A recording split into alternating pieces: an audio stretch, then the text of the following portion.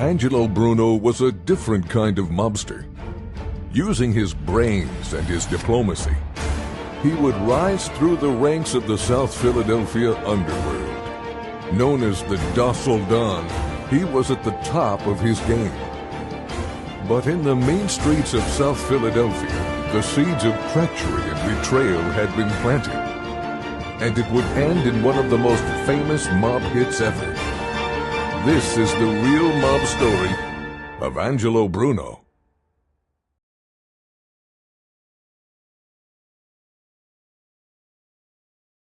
Schneider Avenue in South Philadelphia. This is the site of one of the most notorious mob assassinations to have ever taken place. Number 934 was the home of Angelo Bruno, reputed mob boss of Philadelphia. A young Sicilian hood called John Stanfa sat in a parked car next to his boss, Angelo Bruno.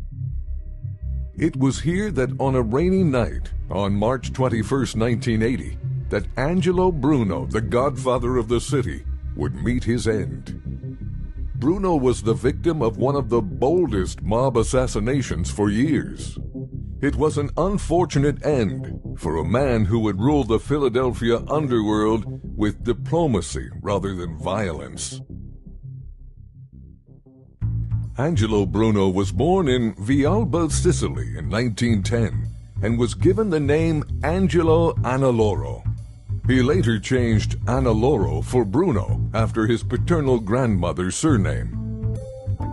He arrived in the U.S. in the early 1920s, settling in South Philadelphia.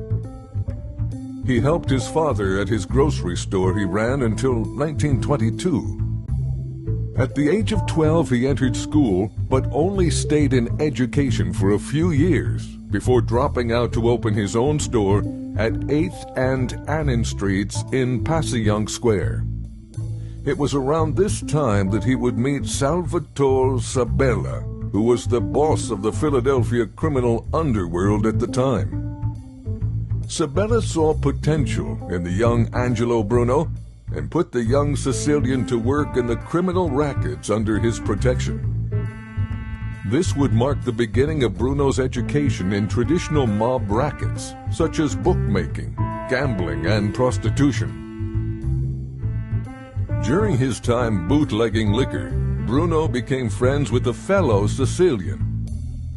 The man was small in stature and had a distinctive hooked nose. The Sicilian hood was older than Bruno, but the two had a mutual respect for one another. They developed a close relationship, one that would serve Bruno well in the decades to come.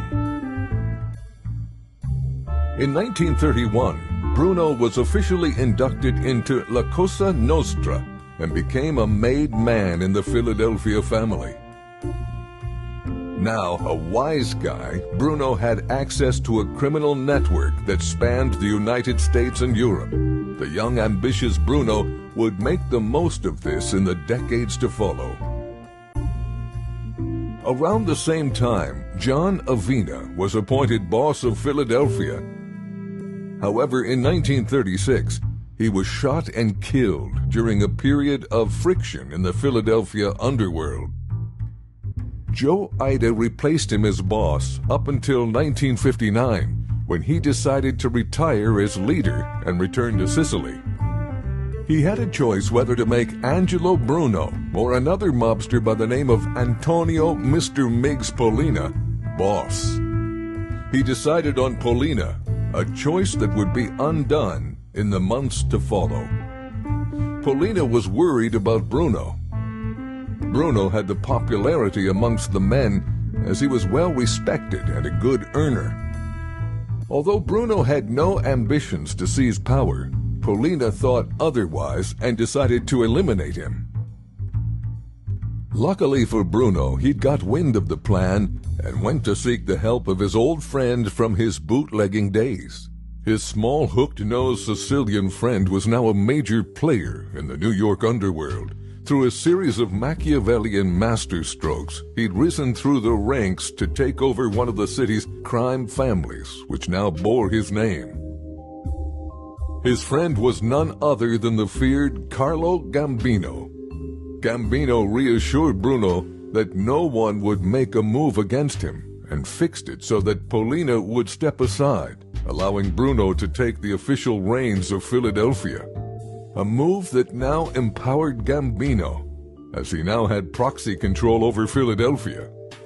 After Bruno took power, Gambino asked if Bruno needed Polina to be whacked. Bruno politely declined the offer. In a shrewd move, Bruno understood that if he murdered him, Polina loyalists would take revenge, so he opted for peace. He allowed the demoted Polina to live and continue his activities. During the 1960s and early 70s, there was relative peace in the Philadelphia underworld. Bruno expanded his operations as further afield as London, England, where he worked closely with the notorious Cray twins, Ronnie and Reggie. He was also introduced to a man by the name of Wilf Pine, an English gangster who had a close friendship with Joey Pagano, a captain in the Genovese family. Pine would regularly deliver messages between the Genovese family and Philadelphia. Pine was instrumental in being the link between the Italian-American organized crime and the criminal rackets in London. In 1976, Angelo received devastating news. His longtime friend and business partner, Carlo Gambino, had died. Before his death, Gambino appointed his nephew Paul "Big Paul" Castellano as head of the Gambino family. Bruno would maintain continuity in the close relationship with the Gambinos. The mid-1970s saw a change in culture throughout the U.S., especially with new drugs such as methamphetamine and cocaine, which were spreading in popularity. Mobsters across the country saw an opportunity to get into the lucrative markets. Philadelphia mobsters were no exception. They reveled at the thought of making huge profits. Bruno, however, had different ideas. He banned any members of the Philadelphia family to deal in narcotics. The general rule in the mob was that drugs were not permitted, as they carried heavy criminal sentences. However, not everyone followed the rules. Bruno allowed cousins of his close friend Carlo Gambino control of narcotics territory and took a slice of the profits.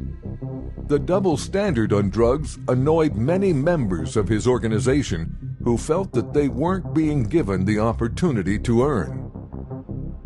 Fuel was added to the fire in 1977 when Atlantic City passed a law permitting gambling.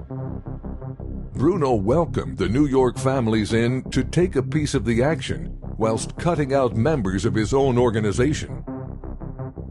South Philadelphia mobster Phil the Chicken Man Testa, the underboss of the family, was particularly unhappy.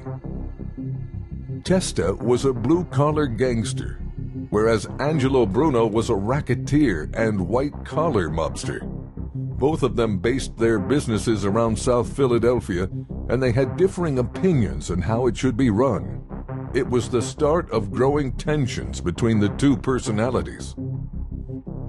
Bruno's grip on power started to slip. The docile Don had trouble looming elsewhere.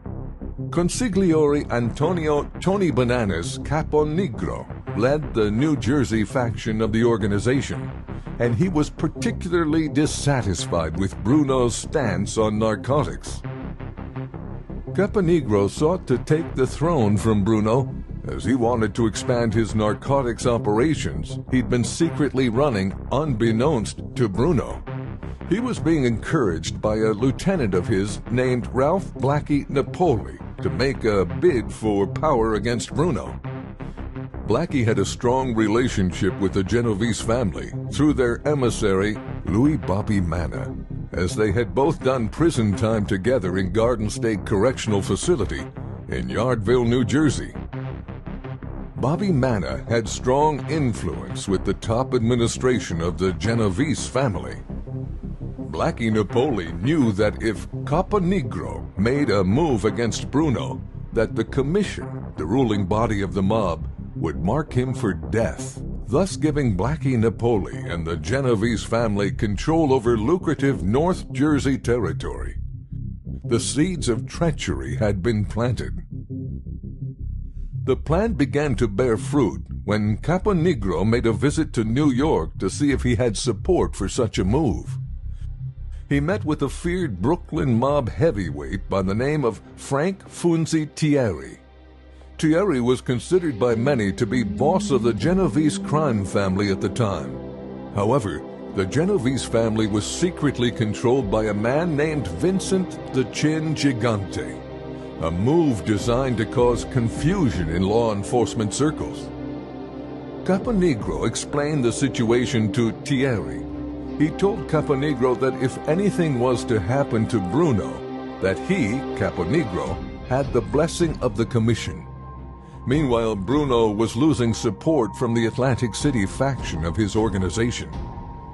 A long-time Bruno lieutenant named Nicodemo, Little Nicky Scarfo, was upset with Bruno.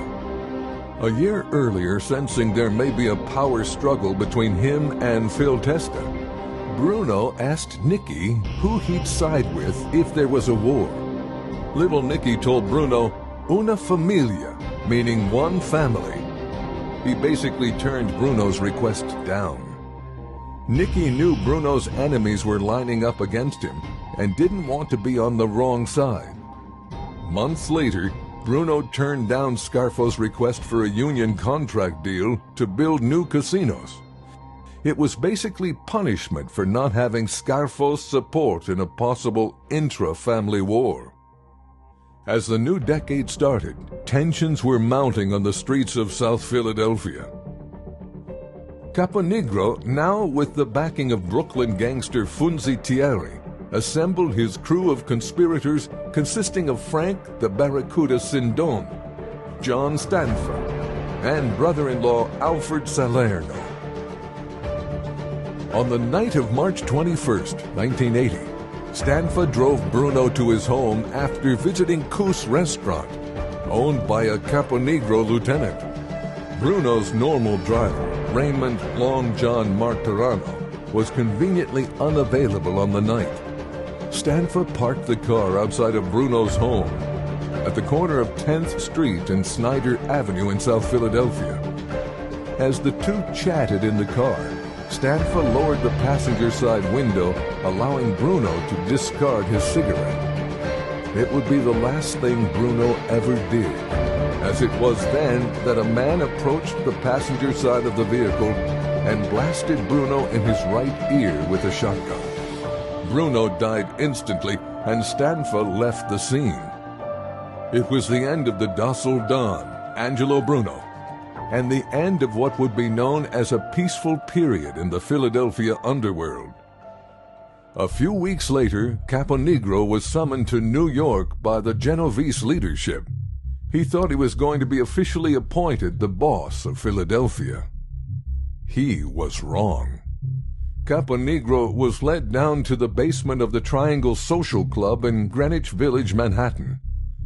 A panel of individuals sat behind a table in a darkly lit room. There was cigar-chomping Anthony Fat Tony Salerno, Genovese emissary Bobby Manna, mob old-timer Frank Funzi Tieri, and the supreme leader of the Genovese family himself, Vincent the Chin Gigante. Gigante asked Caponigro, "We're here to find out who gave you the permission to whack out your boss, Angelo Bruno. Can you tell us?" Caponigro looked at Tieri, and Tieri shot a look back at him stone-faced. Caponigro said, "Funzi told me I had the okay, that the commission approved the hit." Gigante replied, "Frank, what's he talking about?" Tieri replied, "I told you to straighten it out, not to kill him." It was then that the penny dropped. Caponigro realized he'd been double-crossed by Tieri, and as he started to plead for his life, Genovese enforcers appeared from the shadows and started beating Caponigro to death. It was a violent end for the ambitious Caponigro. His brother-in-law Alfred Salerno, who was waiting in a nearby restaurant, was summoned to the club on the rouse that Caponigro had asked for him. He too was violently beaten to death.